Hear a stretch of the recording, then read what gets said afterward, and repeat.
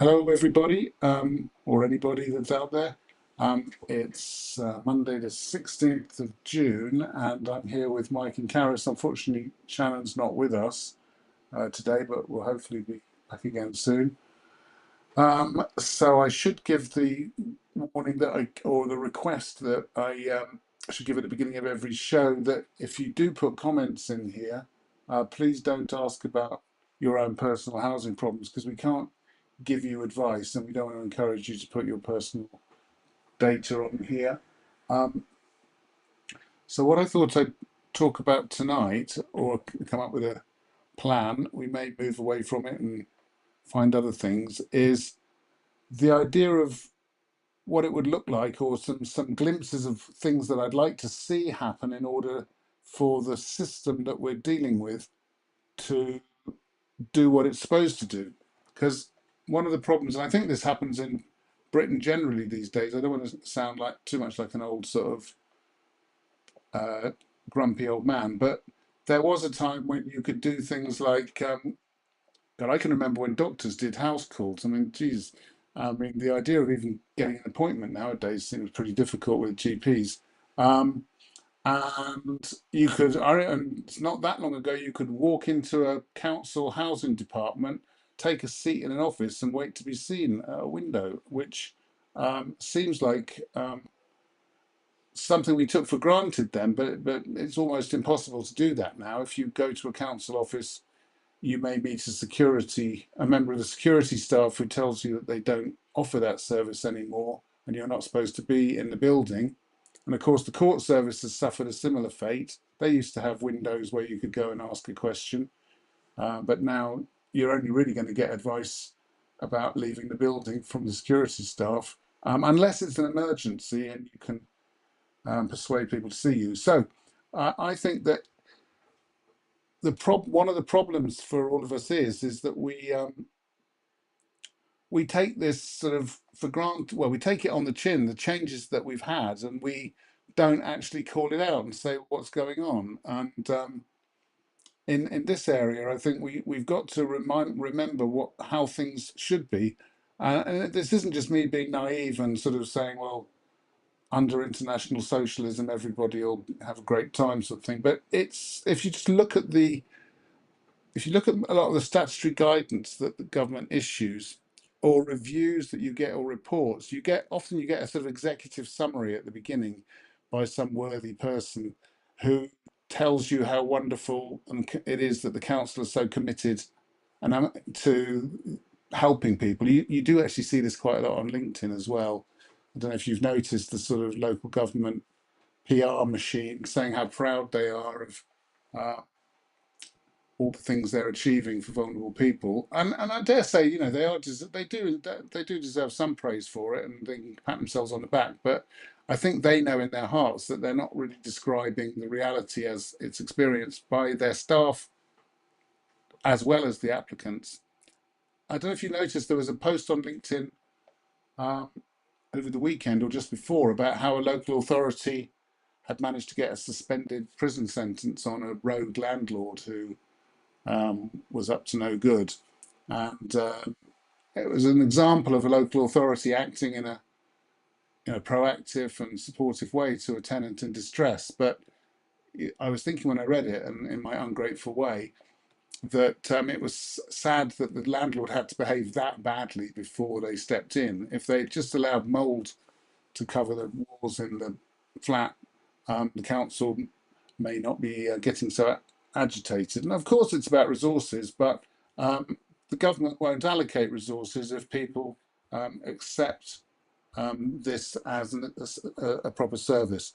So I've put in the on the blog post here, which has got some notes, some outlines about the actual what I'm meaning by the regime, as it were. And so we've got Well, I've homeless. So go on, Mike. I've got a question which is probably a little bit impolite, but given your career is as long as it has been, you must remember like when when this legislation came into play a lot of the time, Housing Act 1996. Was it the case that people had to fight for it to be as good as it is, or as good as it's supposed to be?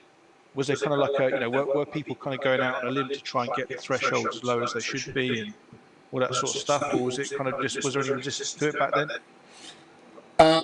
Well, I can remember when I first started doing this job, the prevailing legislation was the Housing Act 1985.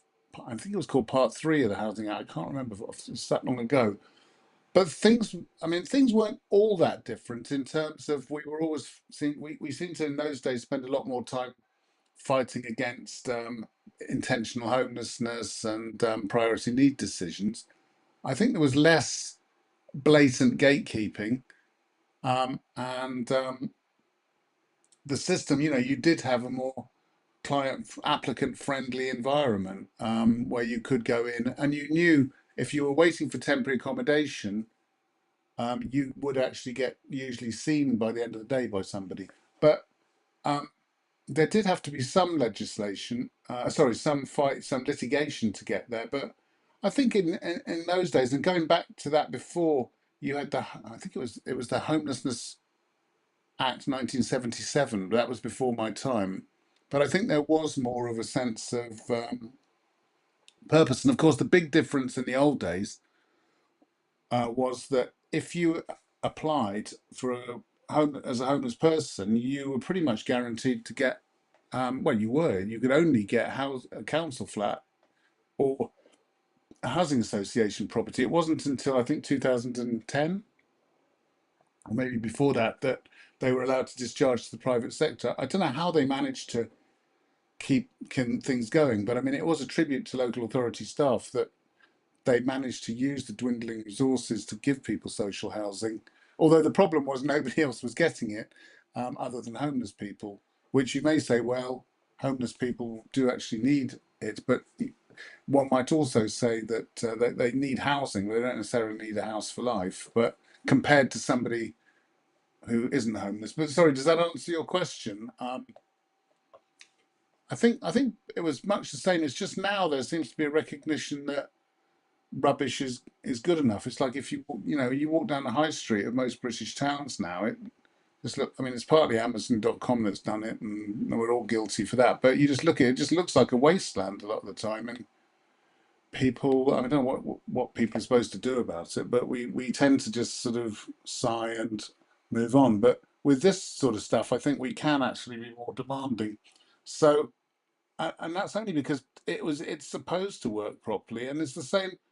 I did actually intend a longer section for this. Today I'm only going to talk about um, social services and housing. I'm not going to talk about the legal system, but I was going to say that it would be nice if you had a system where not only there were court staff who you could talk to, but also if you had where judges were trained to talk like normal people and use normal language and recognise that not everybody went to Oxford and studied law.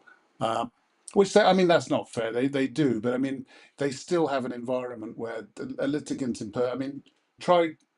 It's so embarrassing when I go to court with a homeless applicant to a Section 204 appeal, and all the lawyers are just spouting that, it sounds like a Mad Hatter's Tea Party, and you think these people are all getting paid enormous money for just spouting what seems to be nonsense in front of this person, which makes their problem slightly worse in a way. Then you've got the NHS, of course. I mentioned GPs, mental health support services, and I was going to come on to.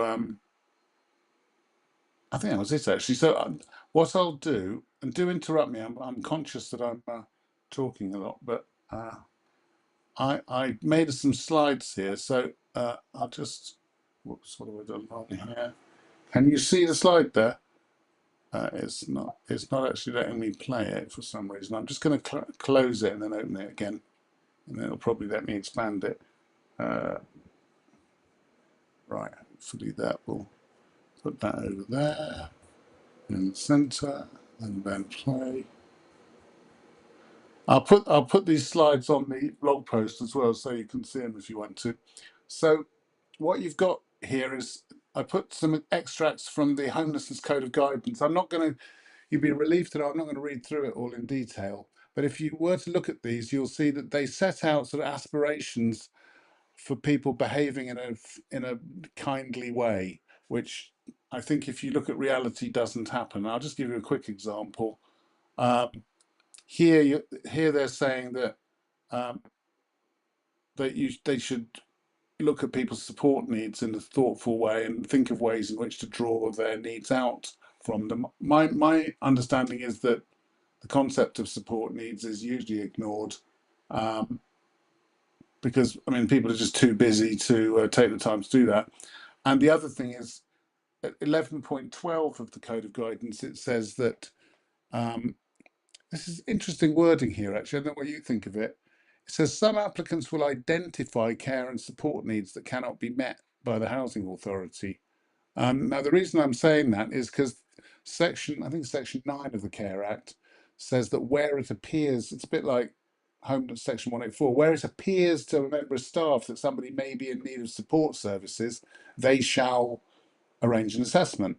Now, the question is here, it says they're identified. Now, that to me is an active thing on the part of the applicant saying, I'd just like to point out I may have some support needs.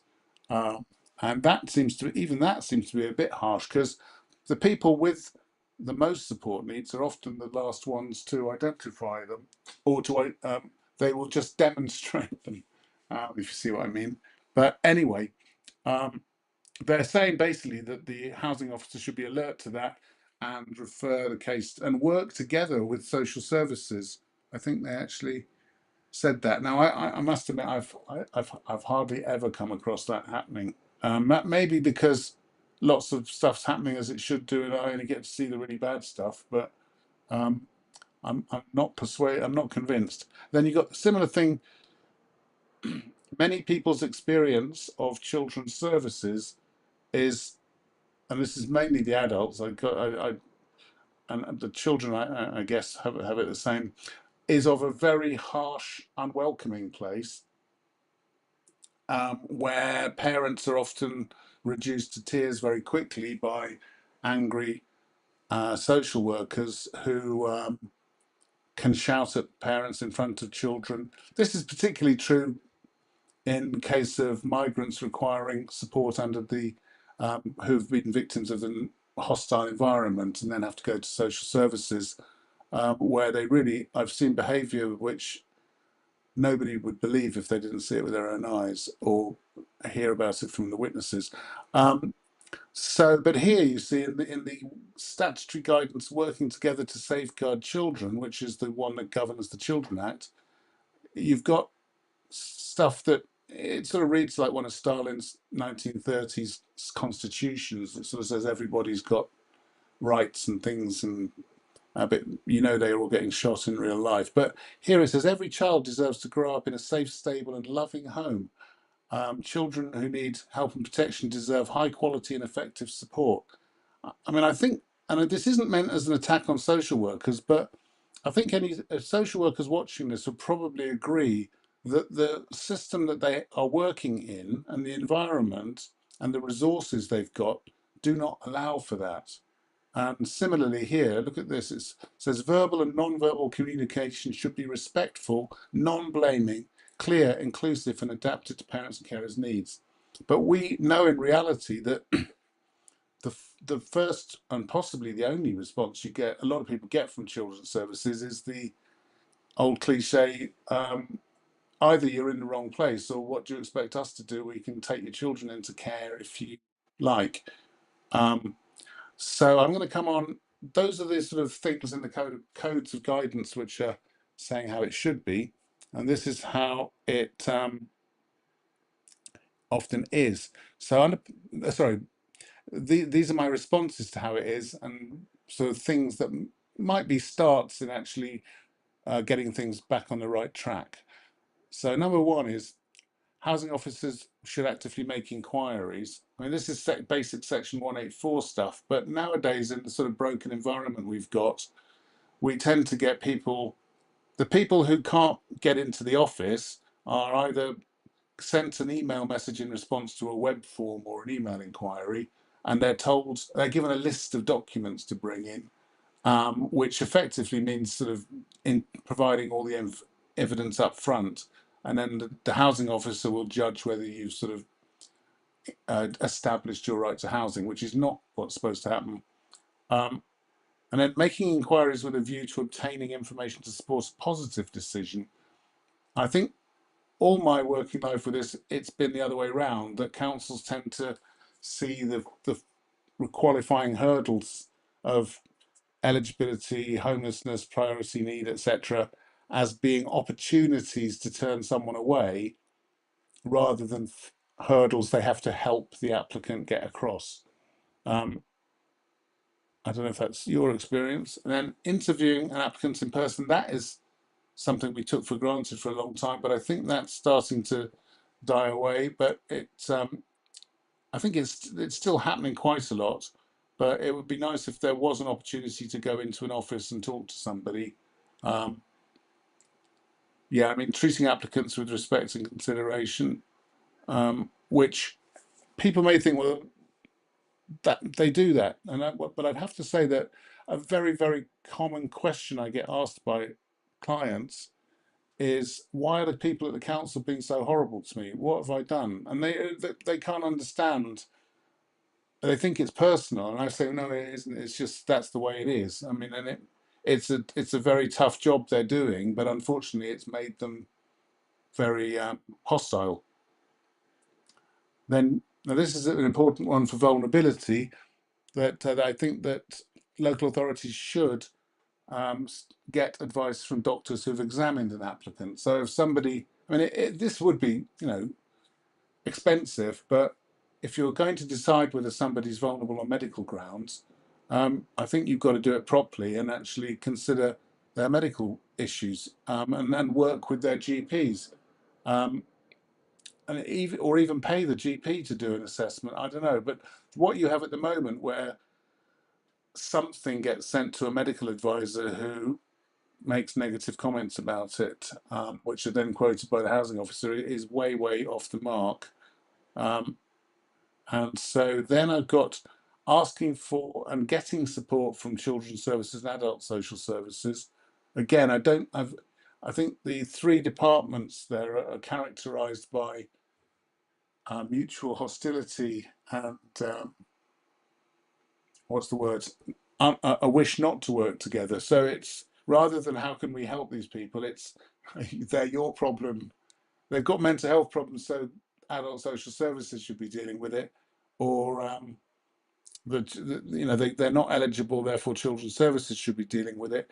And if children's services, who are often in the same unitary authority, accept a duty to house a family, the housing department will protect their housing stock very closely and won't assist the children's services in discharging the duty by providing accommodation from their stock, which means that the sort of stuff children's services end up offering people is often far worse than the worst housing department stuff, which is odd because they all have a duty to think about the best interest of children. And then we've got carrying out a full assessment of what would be suitable accommodation for an applicant and discussing what an applicant would like in a positive spirit.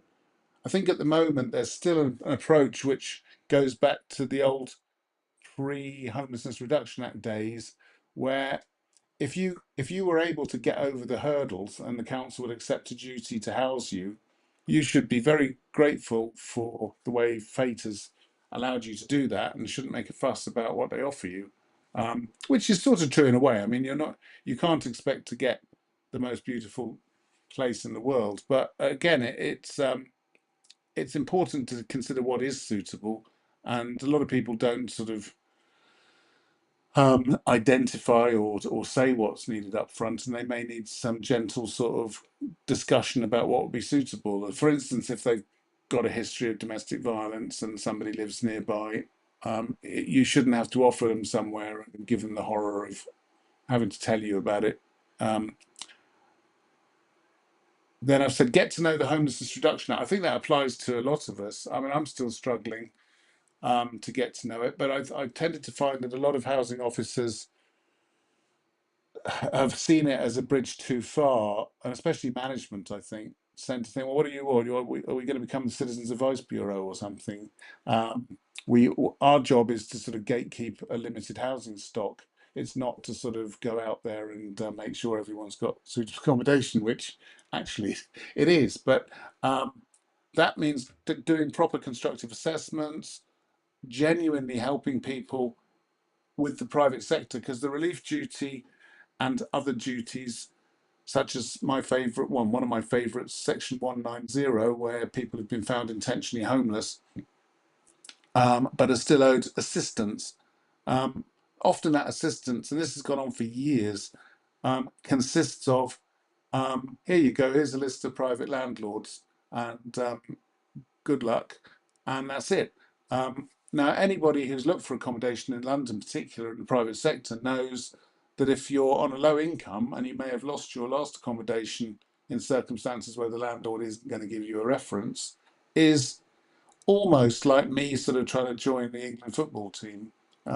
It's, you know, I could do it. I could apply, but there's no way it's going to happen because there's well, it's just reality. So I think the council should be actively helping applicants to find accommodation in the private sector. Now that doesn't just mean going through the what used to be yellow pages or whatever and ringing round for them. Although often social workers have ended up having to do this, just sit there trying to find places, partly because their colleagues in housing won't talk to them. But we know that the way in which housing authorities work is that if they accept a full Section 193 duty or 188 duty and they have to find you somewhere, they've got a load of private landlords that they've done deals with and who they've got on the list, so they can refer people, but they tend to restrict that. So they won't say, "Oh, we've got a duty to under the relief duty to assist you. We happen to know a number of local landlords. Perhaps we could refer you to them."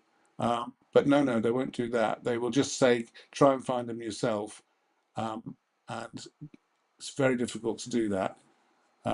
Then I've said, yeah, this one may seem a little bit ridiculous, but if you think about it, I don't think it is. That many people and people have put questions on my channel and Mike's channel are concerned to try and get social housing, and so the questions are often about what if this, what if that concern. We have to say, well, it depends on the local housing allocation scheme, and it's very difficult. But really, as part of the assessment process, I think that the housing officers should sit down with the applicant and work out how they qualify on according to the housing allocation scheme. And it may be that they can say, well, yeah, this person actually has got a really strong case for being put in band A, you know, top level, whatever they call it, and then working with their colleagues in the allocations department or whatever they call it that deals with these and say, let's get them on there, because it's very difficult for members of the public to do this themselves, because you've got to work out, you've got to make the application, which is difficult, but then you've got to be able to tell whether you've been messed around, and that's a bit like, you know, fixing your own car, really. So I think that's something that should be part of the assessment process if you're going to have a meaningful process. And that's that. And then I've got a couple for the Care Act.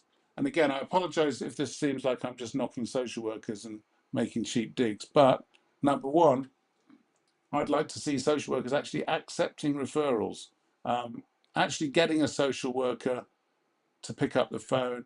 And when I say social worker, I mean social work services department, really. I'm not saying that every social worker is just sitting there not working. But it's very difficult for anybody that wants to get a social worker to assess somebody. You've normally got to chase and threaten legal action. And then I've said that they should be making inquiries with a view to providing support. A lot of the time it's a negative approach, saying, "Oh no, we don't. Oh, you know, we can find an excuse not to help you," which is particularly easy with vulnerable people because you can just spin them round and point them at the door, and they're less likely to be able to challenge it than able-bodied people. And we got, yeah, this is a funny thing that I find this with both adult and children's services. There's a sort of unwritten rule that says, "Oh, we don't talk to lawyers. You have to go through our legal department." I can't, and I guess maybe they don't. I mean, for some reason, people don't like lawyers, um, but I think it's very bad, and it stops people working together. We are all supposed to be professionals, and if people have had bad experiences with solicitors or whatever ringing up councils and being rude, then they can always refuse to deal with that particular individual. But I think it's very bad that if I write to social services, I mean, I did one the other day in Tower Hamlets. I referred somebody with they've got such complex needs that the housing department don't know what to do with them. So I'm trying to get this assessment done. But when I emailed the social workers, I just got copied into an email to their legal department saying, "Here you go, please deal with this." And as you can probably guess, I haven't heard from the legal department yet, because they've got to find somebody to actually pick up the case, which they're not going to do unless it's making. So I'd have to wait till I threaten judicial review before they do that. Um, Next one, yeah, I'm sorry, I put that in all of them, but again, it tends to happen that people are not treated that well. Yeah, I mean, adults, I don't know if anybody's tried reading a Care Act assessment report. It's not a very user-friendly experience. It tends to look like it's sort of merged with a database, that somebody's filled in a database and it's squirted out all the data into a document, and it appears several times, and very difficult to find a date for when it was produced and stuff. So it'd be nice to overhaul that. Um, yeah, I mean, hang on, that's. I think that one goes back to the housing. I can't expect social workers. Sorry, that's from the previous slide. Children Act again. Social workers accepting referrals, very, very difficult to get children's services departments to take referrals. Without dragging this on, my speech on longer, I'll just tell you an anecdote which I may have mentioned before, that one of the outcomes of the Baby P inquiry, I don't know if you remember this, it's going back about 15 years now. Very, very tragic case of a young child who died despite multiple opportunities for healthcare and social services professionals to spot the danger signs. And there was the inevitable public inquiry, which came to the understandable conclusion that there should be earlier intervention. So they seem to have, they being social services departments or children's services departments across the country, or at least the ones I deal with, came up with a great idea, which they'd have an early help scheme, so that you would actually, well, they called it early help in the hope you would get early help. But what it meant was, if you contacted children's services to try to make a referral and get a social worker, you got referred to the early help team. And the early help team, you probably guessed it, is not manned by social workers. It's manned by people who have very little knowledge of and little training, and they would just come up with excuses why they weren't going to do anything. And you have to complain to get it through to social services and children's services.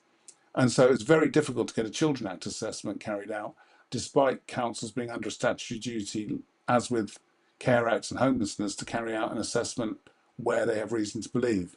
But the social workers would never have reason to believe, because they wouldn't hear from the people, because these early help people would sort of pick up the phone and put it down again. So next one, making inquiries with a view to obtaining and providing support. Yeah, again, so often it's the other way around. It's looking for cases. When I was dealing with the no recourse to public funds people, the social workers would just be looking for excuses to refuse to provide any support. So literally, in one case, I think they found a box of rice in the cupboard and said, "Well, they don't seem very hungry to us." You know, it's so tragic that it sounds ridiculous. But one child had an iPad that his mother had brought him when she was working, before she got lost her job. So they were making out that this family were living in the lap of luxury because they had Apple products, and and a mother had a bank statement which shows she'd shopped in Marks and Spencers. So it was held that she must be loaded and have secret bank accounts because she was buying luxury food. So that sort of thing, I'm afraid, permeates. I mean, I think who was it? Somebody said that what they first do to the migrants if they can get away with it, they'll do it to you as well. Or maybe it was Tony Benn or somebody. But it's very true. But I think everybody that's dealt with public authorities tend to find that approach. So it's particularly bad in children's services. Yeah, social workers and children's services won't talk to us either. Maybe after the way I've been talking about them today, they're going to be even less likely to talk to me. But I do hope they see me as the loyal opposition rather than anybody that's got it in for them, because I think they've got a harder job than me if they get a chance to do it properly. Yeah, treating applicants respect and not. Yeah, this is the old trick with children's services again, is saying that all we can do is take your children into care. I appreciate some social workers may not have been trained on being sort of Citizens Advice Bureau workers, which is what a lot of the job does actually involve. But they may genuinely think that they're the family police and all they do is check out whether kids should be taken into care or not. And then drawing up assessment reports, which makes sense. Yeah, often then they're better than Care Act assessment reports, but often Children Act reports don't make a lot of sense. They're hard to read and have a lot of errors. Then I've said, oh yeah, sorry, I've left that one in, which is, and I think that is the end of the speech. So I will move away from the slides now and go back to you guys. So sorry about hogging the talk there. What did you think of that? Did that ring true? Yeah, I think it rings true. I think the question is like how do you kind of get over that malaise where it's just acceptable? You know, that kind of stuff is like, you know, and I think workers just feel powerless about what they can do about it. So if you talk to a social worker, they'll feel like they're the victim, they're the ones who got hard done by, and there's no sort of sense that they can do anything about it at all. So as I say, I don't know how you get through about that, how you can come change it. Yeah, I'm not quite sure what the constructive kind of thing about it is what do you actually do? I think we just one thing is we've got to remember that we are all in this together, and despite what I've been saying now may seem disrespectful to people who do a very difficult job in those departments, I'm not meaning that at all. I would genuinely like to hear from housing officers and children and social workers, but part of the problem is that if anybody came on hearsay, for instance, and started joining in and saying, "Yeah, well, you know, you should see what it's like in our office. I've got 100 people to deal with, and I just haven't got time to do these assessments." They would get a call.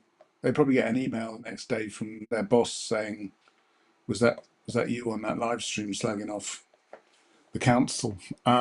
So I think we've got to work against that. But also, I mean, I think we just got to call it out, haven't we, and say what should be happening. And I will aim to continue to do that, and hopefully in as positive a way as I can, rather than just saying, "Aren't they awful?" Um, so, No, just a question. oh yeah, Sorry. When we had the homeless code of guidance, and the housing officer obviously has not interpreted it in the correct way, and we challenged that. And how best after we've gone, okay, they understand it now. Do you think the follow-up should be of that? Do you have training on this now, or can you refer to training purposes after that? So how are they? Like, are they keeping records of the housing officers' training, or the new laws that are coming into place, the job that they have to do? Like, how refreshing is that? I mean, because they are public servants, shouldn't that be an issue of transparency? So yeah. that's a question or a comment. You've done freedom of information requests, haven't you, Mike? Or Shannon has, about that sort of thing, about training or Yeah, templates and things. yeah. I mean, bottom line is it depends massively on which council you're at, because some councils you don't get any training at all really. But I guess, yeah. I mean, I always come back to this idea of like, if you're a housing officer and you've not had training, just go on Google. It's not difficult to find out what the law is. You've probably got a code of guidance on your desk. You've probably got a textbook in your office that kind of talks about, kind of understanding it. So I think, I go back to kind of previous point. I think the only option is to call it out, and I don't think that the position of any kind of council worker who says, but we haven't got any money, I can't see how that can be an excuse. And it won't be when you get the kind of baby P situations where you get social workers coming under huge criticism for it. When there's an inquiry like this, there's nothing to hide behind when it comes to that. Obviously, it's fantastically unlikely that will ever happen, particularly in homeless cases. But as in, there's in terms of there being accountability. But I don't know, like if every worker says, well, I can't rock the boat, then this is what we're going to get, and it ruins it does ruin the country, it weakens the country as a whole, because you've got hundreds of thousands of people who are basically active, well, prevented from having a fair chance at thriving and contributing. So yeah, I don't know. I can't see any other answer to it than that. I don't think. I think if you kind of say, oh, yes, we understand why they're not performing, why they're not following following the law. I think then you've kind of there's no coming back from that really. There's nothing you can do to kind of prompt them to actually make changes. But yeah, I don't know. As I said, I don't think the solution lies in workers. I think it lies in homeless people, social service clients, whatever, actually organising and basically pushing back. So, yeah. Yeah. And when you say about the no, go on. the personal housing plan, their actual realistic view of taking up private sector accommodation, because they have to take into account affordability. Now, if someone's on a low income in loads of debts, how realistic is it for them to get private sector accommodation? And why to the council? I mean, it's an option they explore with the claimant and with someone who's applying as homeless, but they never go through, they make the person feel, oh, that's our only option, rather than going, this is an option for you. We have to explore all options for you. Right, and they say, they make them feel, oh, that's what I'm being pushed for, that's what I'm being driven to. And then when they get given like property offers, like estate agents and who to contact, and they have to show that they've contacted all these estate agents, but they never go through them with, okay, how realistic is this, and what is the point of actually putting through someone through all of that when you're making that affordability assessment in the first place? Yeah, I think as well there is a sort of macro political issue here as well, which is away from the actual little things that I've been identifying, which is whether how much as a society we are committed to providing a welfare state. And this goes back, I was just watching the beginning of that new Adam Curtis documentary about this great, I think it's called Living in this Last Part of the 20th Century, and it was showing Mrs. Thatcher coming into power, and I can remember that happening as well, and that it was very, very scary looking at it again, because apart from the fact she looks like something out of a horror film, and the way she talks is so weird now, but I thought really that the fact was there was this idea that everybody was just for themselves, and that still sort of permeates society, so that we think, well, these people that are being applying to councils are just trying it on, and they don't really need this, and they just got to get, it's a rugged individualist type approach, which means that policy is implemented in a sort of resentful way. Am I making sense there? Yeah, I think the argument, the counter argument is that if you don't have a welfare system in place, so let's say you're I don't know, like an entrepreneur or something, massive landlord or something. Maybe that's not the best example, but let's say you're a businessman like an Alan Sugar or something. Then there's a point at which if you prevent enough people in your country from thriving, kind of example being not being able to work if you're in temporary accommodation or something because it's too expensive or whatever, then there's a point at which your profits take a hit. And I'm not quite sure where that line is. I don't know the economics that well, but that's the kind of thing, so to the people who say, oh, we should just let parents or whatever who've made themselves homeless just go to the dogs. Well, it's like, okay, but what happens to the kids? What happens to their chances growing up? How are they then part of the society which actually works together to thrive? So I don't know. As I say, maybe like essentially the government's de facto position is we can tolerate the amount of people who are taken out of the system because because they're homeless, because they're not getting the right support, whatever. Maybe they can just live with that, but it just seems that as a nation, if we want to compete with other nations, we need to have as many people as possible, kind of contributing, thriving, whatever. And it seems that there's, as I say, there's a few million people who are in inadequate accommodation which can't do that, and that's got to have some impact on the overall thing. Plus, all the sectors which are basically producing nothing. So you've got the homeless charity sector as one example of many, where they're not making anything, they're not producing anything, they're not exporting anything that's useful. Their time is taken up with trying to support the people who are already taken out. So you've got a huge amount of wastage from that. So if we had a system that works, then maybe there would be kind of clear benefits to the economy. I don't know.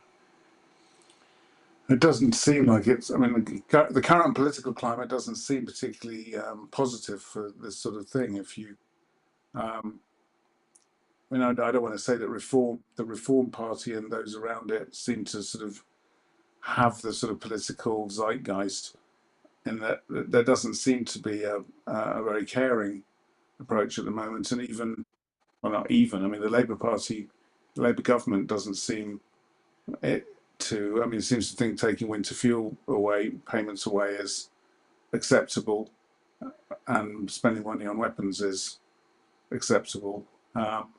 So I don't see a lot of hope, and I think as well that the people, what's left of the left is trying to be respectable in the eyes of the right, so that doesn't make a lot. But I think at some point we've got to recognise that there are simple facts of life is that there are many vulnerable people out there who aren't able to keep up, and we have to support them as part of a wider society.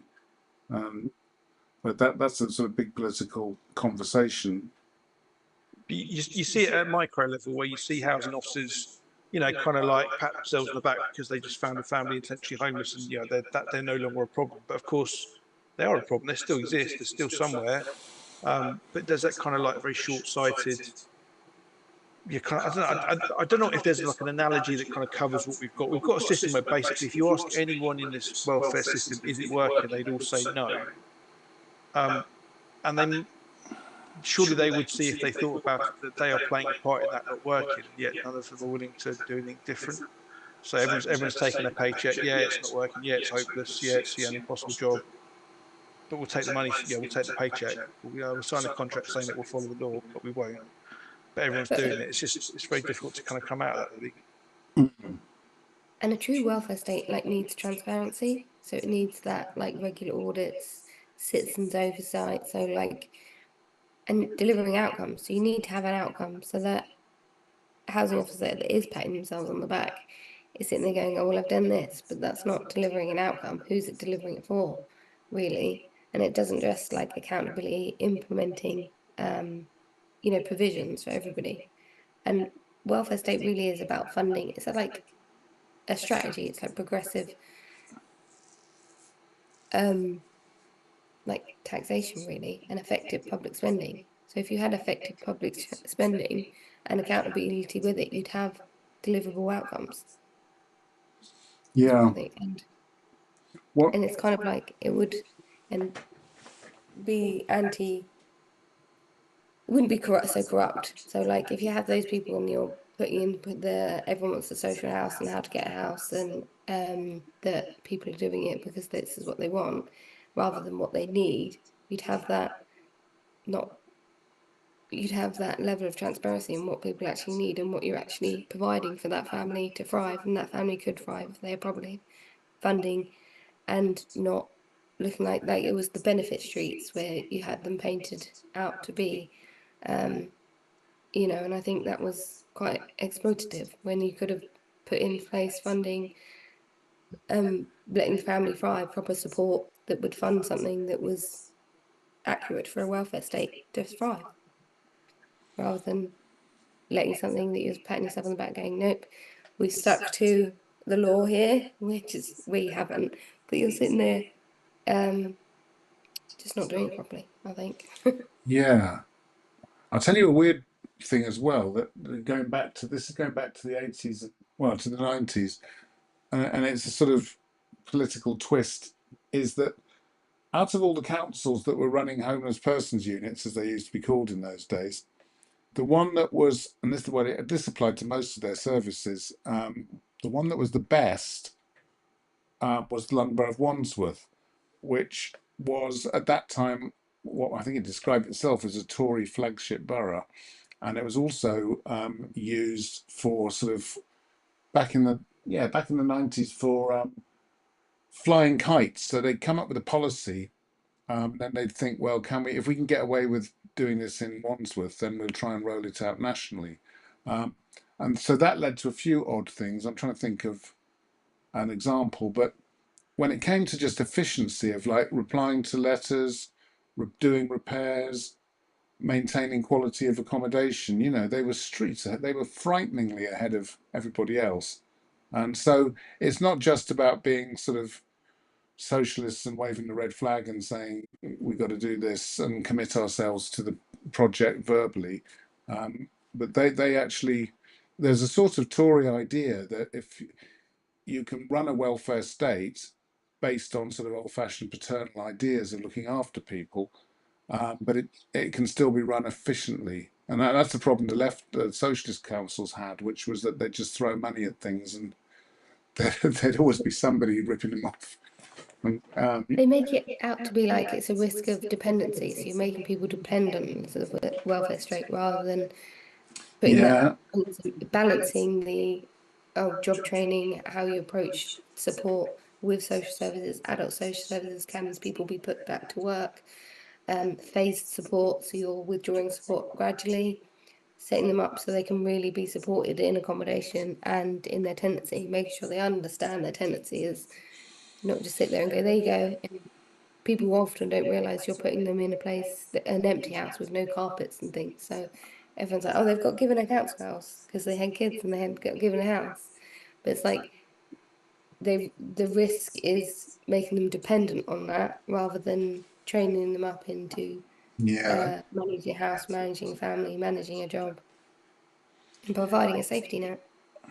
Yeah, it's sort of like a Rubik cube, isn't it? To some extent, you sort of, or one step forward, two steps back. But I guess you just have to keep plugging on and identifying where there's things are broken and have to try and fix them. And it isn't about just, as I say, I apologise as we're getting to the end. I apologise to anybody that I've offended at local government level in suggesting that this is down to just people doing their jobs badly. It isn't. It's I deal with lots of people in local authorities that are doing work very hard and do their best, but we need to just identify the problems that prevent them from doing that. And I hope this has been useful. Thank you both for taking part in it. And I'm embarrassed to say, in terms of comments, I don't think I've got any, because I think I've missed so many shows that nobody thinks I'm going to do these anymore. So I've got one thumbs up, I think, on the comments, but tell me if I've missed anything. I can't see anything in the chat. I think the show is going, and maybe people will watch this or listen to it later on when it's up there. But if you've got any questions or comments or thoughts, things we could discuss further along this, please do put comments in the chat and subscribe to the video, to the channel, and hopefully we can get better at this. I think that it's useful to talk about these bigger picture issues, but I'll try and talk about some small things as well, and also sort of legal casework type ideas in future shows. So please keep watching. Anyone else got anything to say? I think we might as well wrap up. I'll ask you one question. Yeah. So how do you think the welfare state would adapt, like it did for the pandemic, adapt to like changing technology and transparency? Or if another pandemic came in? What do you think, Mike? Yeah. I think obviously AI is going to potentially. I mean, there's the chance it's going to basically be a leveler in terms of people being able to not need a solicitor to get quite a long way in the legal process. So there's that kind of aspect to it. There's a guy called David Ford who I've talked about before, he was chief executive expert Link. he's like obsessed by AI, and his kind of view is that in the same way that COVID led to greater levels of alcohol dependency, kind of like mental health issues deteriorating, he thinks that AI is going to have a similar impact, or may well have a similar impact, because it seems that it's going to continue to, like, kind of alienate people and reduce the need for sort of teamwork, really, among other things. So I think there's that's the other kind of end of it. But yeah, and I think I don't know. I'm not confident at all that people who are financially vulnerable or whatever are going to be in any better for all the technology that's coming in. I think we're going to see continuing, kind of very rich people getting a lot richer, and I don't see any government. So you don't see the British government putting anything in place that's going to safeguard that. So I think it's going to be rough, basically. But I don't know. Who knows? Yeah, my view, for what it's worth, is I'm still trying to evaluate the impact of COVID and the things that happened and the extent to which there were positives.